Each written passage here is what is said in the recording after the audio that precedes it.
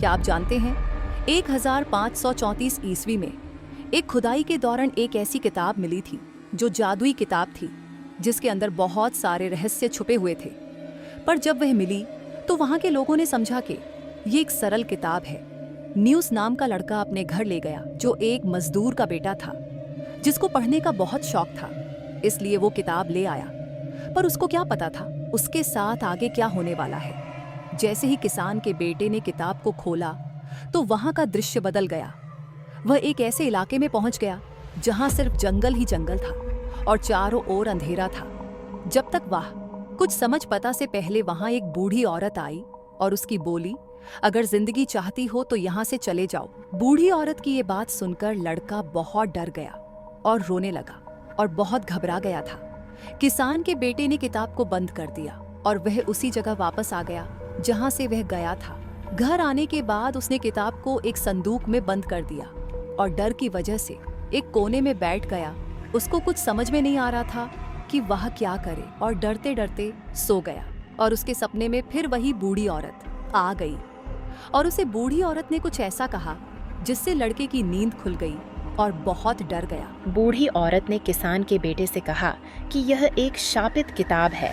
जो भी इस किताब को खोलता है या तो उसकी मौत हो जाती है या फिर वह बूढ़ा हो जाता है और इस भयानक जंगल में भटकता है। मैं एक राजकुमारी हूँ जो इस शापित किताब से बूढ़ी औरत बन गई। अब सिर्फ तुम ही हो जो मुझे बचा सकते हो। इस किताब में बचाने का तरीका भी है कि कैसे बचा जा सकता है।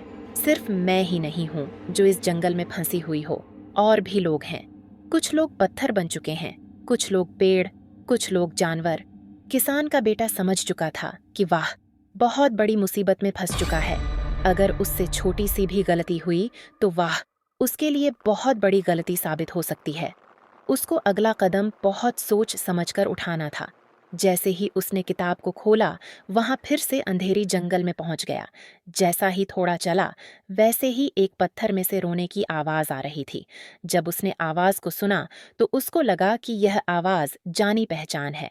वह जो रो रहा था वह उसका दोस्त है जो सालों पहले गायब हो गया था।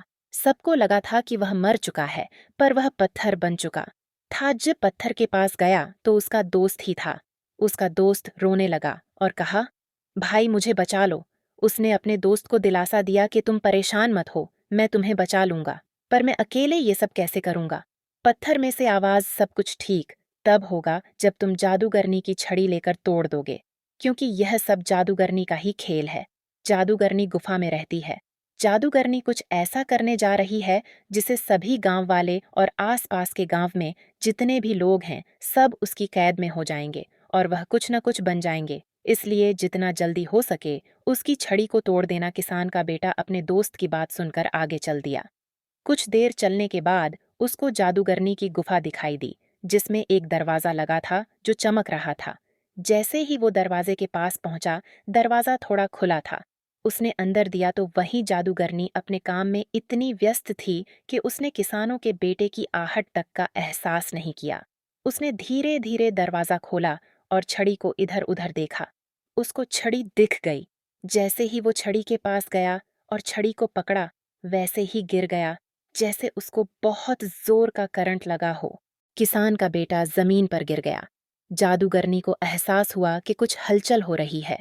जादू रानी ने ध्यान नहीं दिया क्योंकि अपने काम में बहुत ज्यादा व्यस्त थी। अब किसान के बेटे के सामने जादूगरनी की छड़ी पड़ी थी, जो एक तलवार की तरह थी। आधी तलवार आधी छड़ी। किसान का बेटा बस मौके की तलाश में था कि कब वो छड़ी उठाए और कब जादूगरानी के छाती में मार दे। तभी उसको लगा कि यही अच्छा मौका है। वो धीरे धीरे उठा और छड़ी उठाकर उसकी छाती में मार दी। जादूगरनी दर्द के मारे चिल्लाने लगी और कुछ ही देर में वही राख बन गई। तभी अचानक से ऐसा हुआ जैसे सवेरा हो गया हो। सब कुछ पहले जैसा हो गया था। जो लोग गायब हो गए थे सब वापस आ गए थे और किसान के बेटे को सबने उठा लिया और खुशी से झूमने लगे। वो किताब अभी भी उसके पास थी। कहानी खत्म हुई। अगर आपको ये कहानी अच्छी लगी हो तो कमेंट करके जरूर बताएं।